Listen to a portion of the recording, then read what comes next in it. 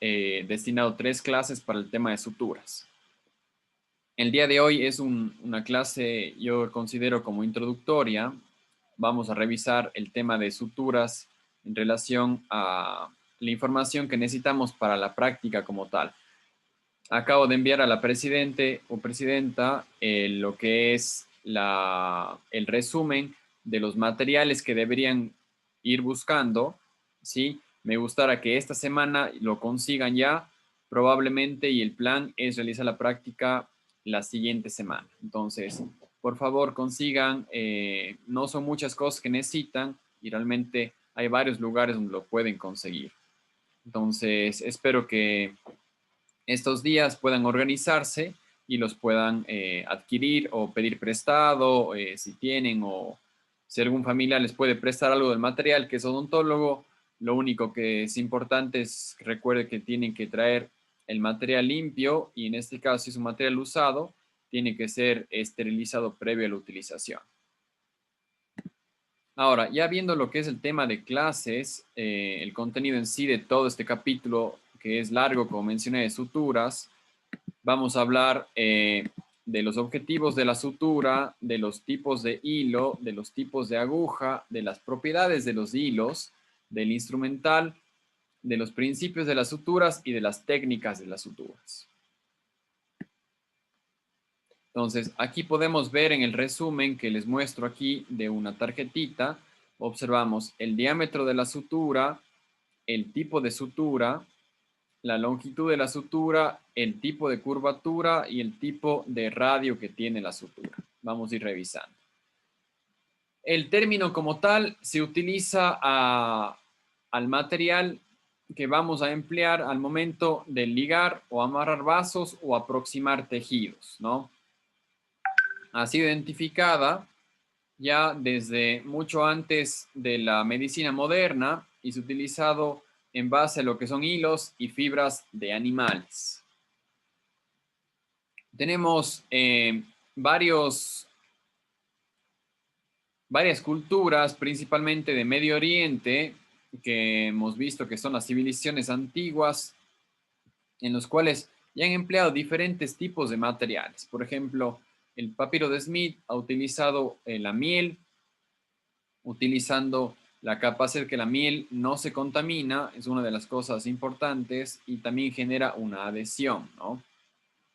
Lo que utilizaban también otros elementos como a nivel de la India, lo que basaban en suturar heridas en base a cuero, cabellos de caballo, por ejemplo, cuero, algodón y tendones de algunos animales como tal.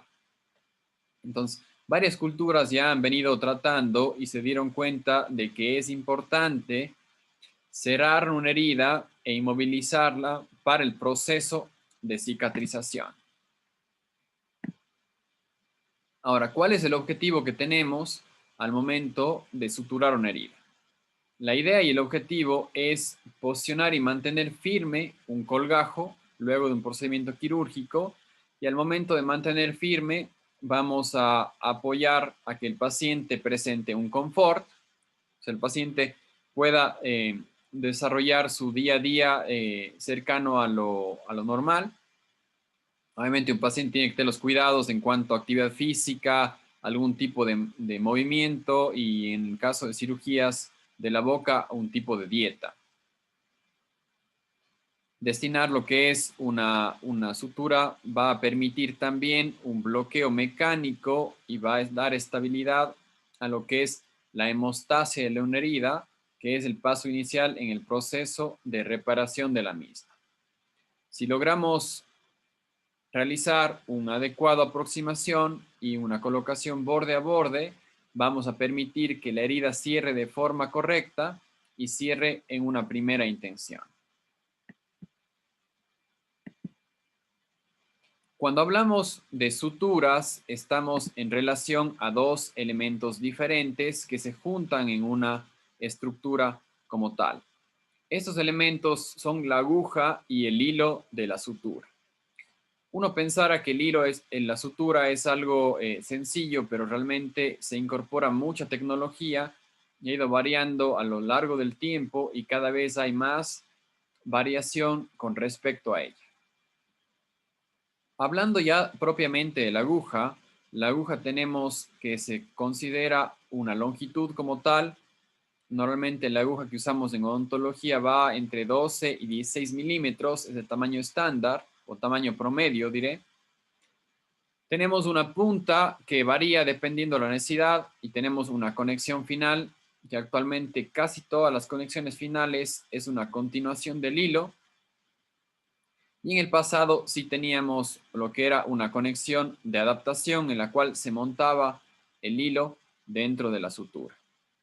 Ahora, también tenemos que una aguja en odontología se puede considerar una aguja de tipo recta y una aguja de tipo curva. En este caso, una aguja de tipo curva se maneja en relación a radios y el radio en relación a la estructura circunferencial. Y si recordemos, lo que nos viene a la mente cuando hablamos de radio es la parte de radiador que presenta o el radio que presenta nuestras llantas de la bicicleta. Entonces, eso es como una de las referencias que tenemos. Ahora, ¿qué significa cuánto radio tenemos? Es cómo es la forma de la aguja o cuánto de ese radio utiliza la aguja como tal. Tenemos lo más común, que es un radio de 1/2, de 1/4, de 3 octavos y de 5 octavos. Es lo normal que vamos a utilizar cuando estamos en procedimientos en odontología. Vamos a revisar que tenemos diferentes tipos de punta y lo importante también es que la parte cortante de la aguja no es toda la aguja como tal, sino es aproximadamente el tercio anterior de la aguja y posteriormente al tercio anterior tenemos un hombro que nos separa de la parte cortante de la aguja de la parte no cortante. También tenemos una medida en el cual observamos que es la unión de los 2/3 de la aguja con el tercio posterior. Y en este caso es una posición en la cual utilizamos al momento de sujetar. Entonces a este nivel es lo ideal de colocar el porta agujas con el objetivo de sujetar la aguja y poderle movilizar. Entonces no hay que sujetarlo en la parte anterior. Caramba.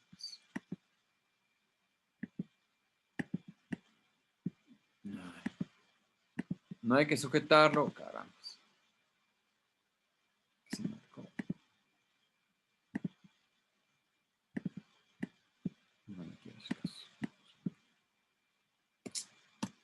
Bueno, no sé. Ay. Entonces, lo ideal es suturarlo o sujetar, perdón, a nivel de la unión de los 2/3 anteriores con el tercio posterior. No hay que sujetar la aguja en la parte inicial, no hay que tomarlo de la punta porque se pierde la parte aguda y tampoco hay que sujetarlo de atrás porque tiene inestabilidad. Lo ideal es sujetarlo justamente en la unión de los 2/3 anteriores con el tercio posterior. En relación a los tipos de punta, tenemos 6 que son clásicos que podemos utilizarlo. Tenemos una punta usada que va a permitir una fácil penetración en los tejidos blandos, una aguja con punta roma que se va a adelgazar progresivamente, pero no termina en punta, sino termina en una zona redonda y que va a permitir suturar tejidos friables. Un corte de tipo convencional en la cual es triangular hacia arriba, un corte de tipo reverso que es triangular hacia abajo, que se utiliza una punta con tejidos para penetrar tejidos duros, un tipo de aguja tipo taper cut, que es una aguja cortante, que el cuerpo se adelgaza progresivamente hacia adelante, también para cortar tejidos duros, y este tipo de corte en forma de espátula que se utiliza cuando se maneja suturas a nivel de la cavidad, perdón, del globo ocular, en este caso de la esclera y de la córnea, y da una estabilidad mayor y da una equidistancia al momento de colocar los puntos de sutura. Cuando hablamos de hilo ahora, el hilo va a presentar unas características que consideramos como ideales y unas propiedades mecánicas y químicas que van a dar su manipulación que sea fácil, difícil o que reaccionen o no con las estructuras de los tejidos humanos o tejidos, digamos, biológicos como tal. Lo ideal es que una sutura sea resistente a la tracción, que sea fácil de manipular, que nos dé facilidad y seguridad al momento de hacer el nudo, que biológicamente sea inertes, y en eso vamos a ir en relación, vamos a conversar a que sea de un contenido esterilizable, que tenga un bajo costo y que una fuerza tensil sea menor a lo que son los tejidos como tal. Entonces, es importante en cuanto a qué debería tener un hilo de sutura para que sea considerado un hilo de sutura ideal. Ahora, ¿qué propiedades presenta una sutura? Presenta una propiedad de capilaridad, presenta una capilaridad que vamos a ver de memoria, que tenemos que acordarnos, una propiedad de absorción en la cual perjudica la seda, pero por ejemplo beneficia al nylon que lo mantiene más maleable, o un coeficiente de fricción, que es la manera en la cual genera un desgaste en relación al paso de los tejidos, una capacidad de extenderlo y la capacidad de una reacción tisular también es importante y esto nos va a manejar justamente lo que hablamos de biológicamente inerte, si genera o no una reacción con respecto a los tejidos. El número de hebras, si presenta solamente una estructura o son múltiples estructuras en forma de trenza o de multipenacho, también es un dato importante.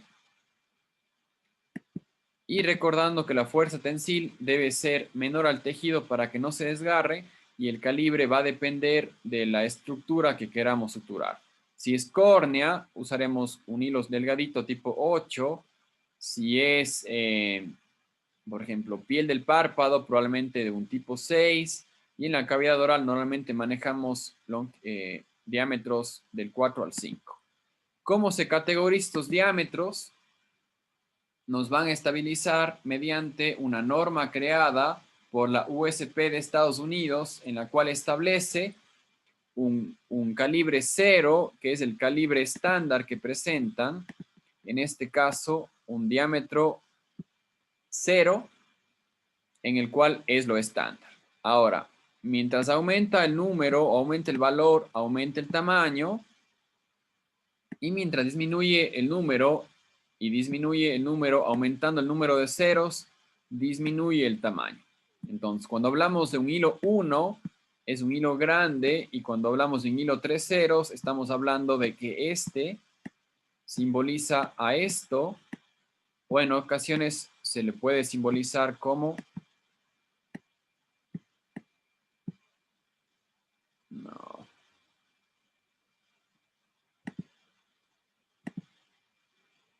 como este de aquí. Entonces, es importante determinar qué longitud, perdón, qué diámetro vamos a necesitar en cuanto al tejido que vamos a tener.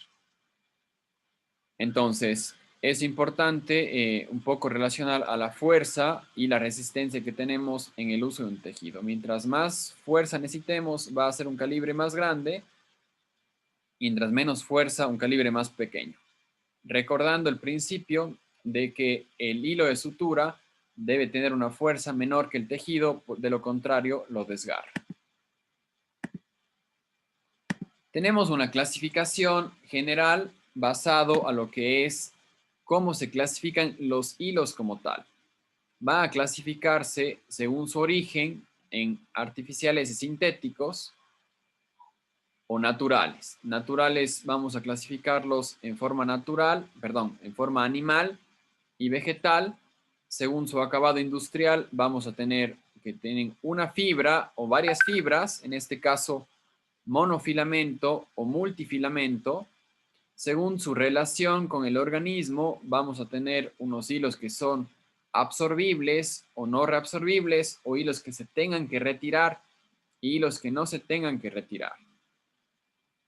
Y según su calibre, vamos a tener, como mencionamos, de acuerdo al número que presenta, y cuando es más pequeño, al número de ceros que va a tener. ¿Qué principios vamos a utilizar al momento de suturar? Vamos a verlo en más profundidad a medida que ya tengamos la práctica y la clase, pero estamos con 7 principios iniciales. Y son cosas que tenemos que memorizarnos y luego que ya tengamos memorizado, lo podemos poner en la práctica. El primer paso va a ser un tejido que vamos a tomar que sea móvil o que se encuentre desprendido y ese llevarlo al fijo. Entonces, la aguja debería primero introducirse en el tejido móvil. En este caso, podemos hacer cuenta de que este tejido es un colgajo que ha sido desplazado primero a la parte móvil. Si tenemos un colgajo con ángulos, primero a nivel del ángulo, tratar de tener un mismo espesor en cuanto a profundidad, que la aguja ingrese en 90 grados, que la sutura se encuentre sin tensión. El objetivo también es tratar de que la herida quede borde a borde, pero el hecho de que esa característica se cumple debe también mantener que para que esté borde a borde no tiene que estar en tensión. Por eso, primero se coloca el principio de sin tensión y luego se coloca en el borde a borde.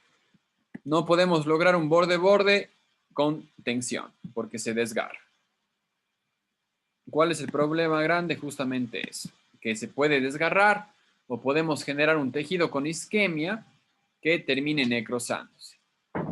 La otra parte importante es que podemos generar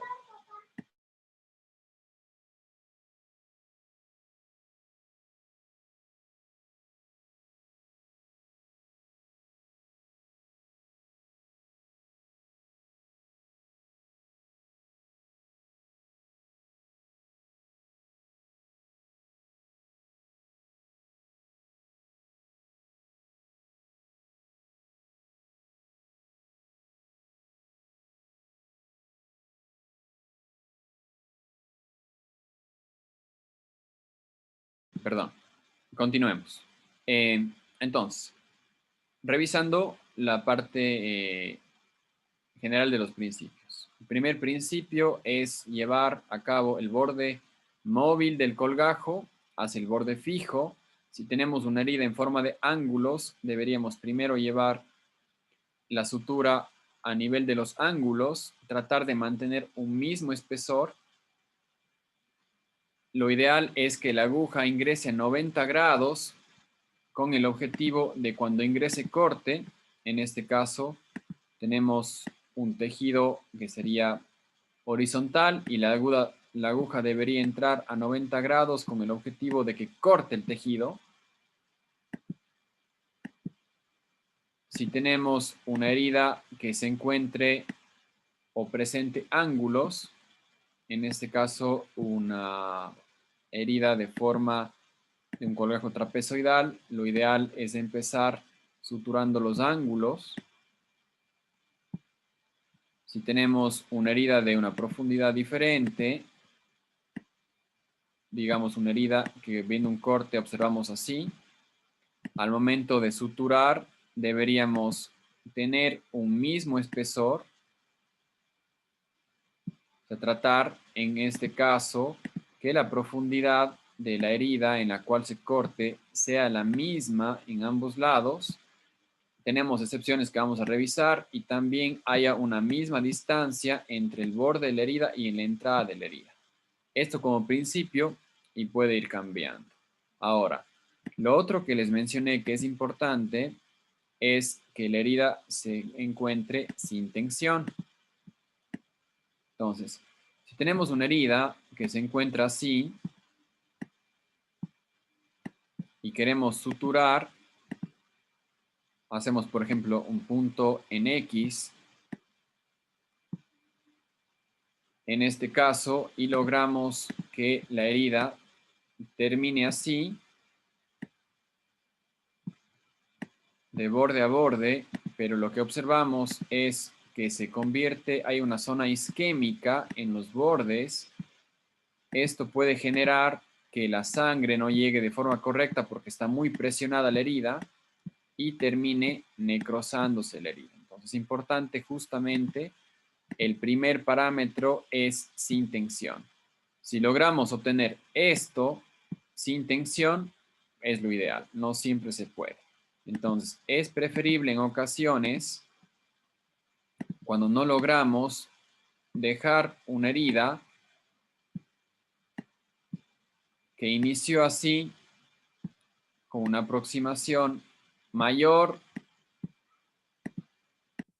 en este caso capaz haciendo un punto colchonero, pero que no nos genere una isquemia y nos permita un adecuado flujo sanguíneo. Entonces es bien importante justamente que estos dos, que lo que va a hacer una tensión no vaya en relación a una alteración del borde-borde. Y es importante también justamente mantener una misma profundidad, excepto cuando queramos rotar un colgajo y bueno, ya hemos de revisar en la clase de excepciones cuando nos toque ver. ¿Qué vamos a utilizar? Vamos a tener que utilizar un tipo de un tipo de pinza.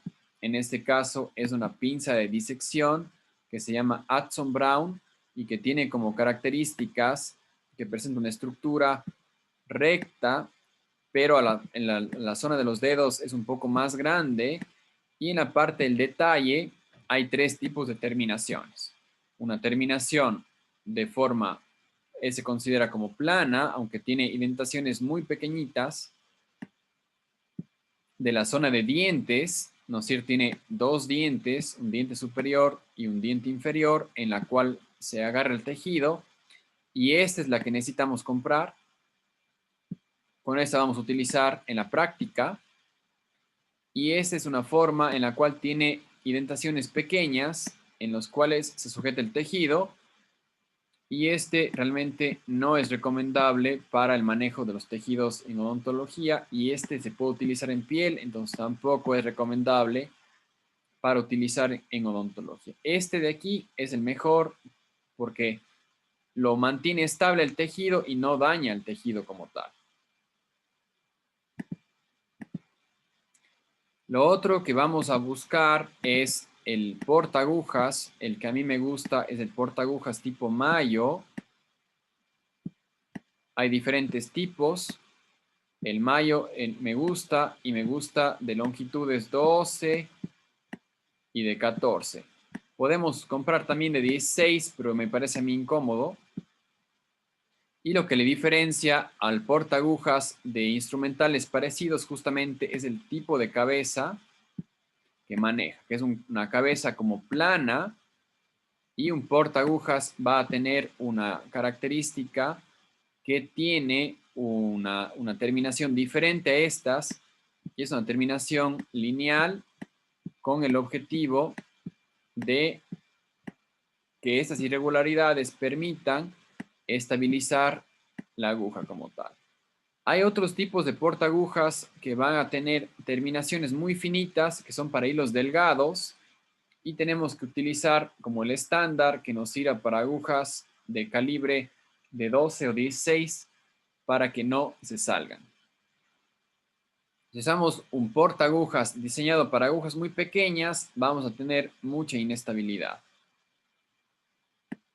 La pinza hemostática nos va a permitir en ocasiones traccionar tejido para presentarle a la aguja, y la tijera vamos a tener de dos tipos.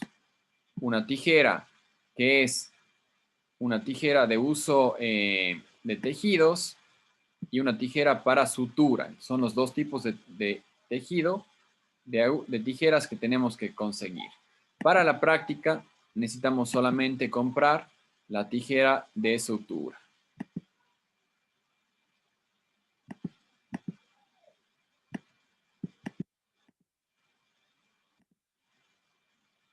Entonces, el portaagujas, repito, la característica que les mandé la foto, una cabeza plana, indentaciones.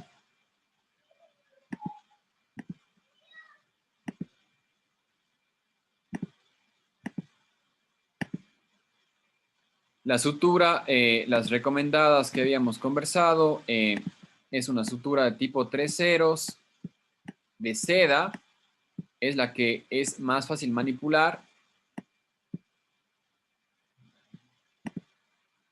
Y lo ideal, hay unas suturas que son muy baratas, realmente que no funcionan bien. Entonces yo les recomiendo que al menos compre. Hay unas suturas que cuestan como $1.50. La otra realmente la que cuesta 50 centavos o menos de $1 es difícil de manipular porque la aguja es una aguja curva de una longitud muy pequeña y es fácil que esa aguja desgarre. No es recomendable. El Adson Brown, que es una pinza de disección que tiene dientes, como ven en el tejido. Si usted trae una pinza que no es esta, es difícil que usted pueda aprender la técnica. Entonces, le recomiendo que cuando compre, se asegure que la pinza es idéntica a la pinza que ya le mandé en una foto con la presidenta. Y una tijera de tipo mayo curva. La tijera realmente no nos incomoda mucho en la práctica, pero ya en el campo laboral, esa es la que deberíamos utilizar, ¿no? Tijera de mayo curva. El otro principio que nos hacía falta es el principio de distancia. En este caso, del borde de la herida a la entrada de la herida, la recomendación es que se mantenga entre 2 a 4 milímetros. Si vamos a hacer otro punto, la distancia del otro punto a lo que es la entrada de la herida debe mantenerse entre 3 a 5 milímetros. Y eso estamos hablando de suturas que sean entre 3 y 4 ceros. Cuando ya tenemos una sutura o más grande o más pequeña, estos valores van a cambiar. Y la otra recomendación es, si tenemos una herida que va hacia atrás, es mejor suturar de atrás hacia adelante y de lo simple a lo complejo. Entonces, eso sería lo que quería indicarles hoy. Es una clase que puede considerarse introductoria, justamente para la práctica, y estos temas ya hemos de ver con mayor profundidad en la